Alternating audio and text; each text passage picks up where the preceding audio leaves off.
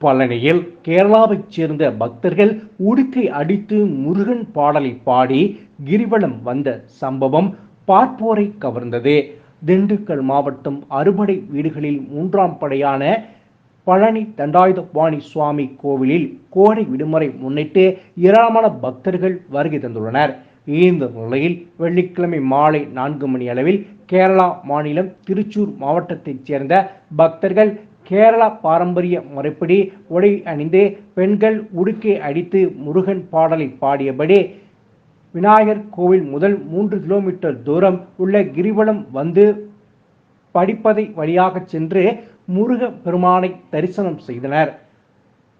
மலையாள மொழியில் முருகன் பாடலை பாடியபடி வந்ததை பார்த்து பக்தர்கள் மகிழ்ச்சி அடைந்தனர்.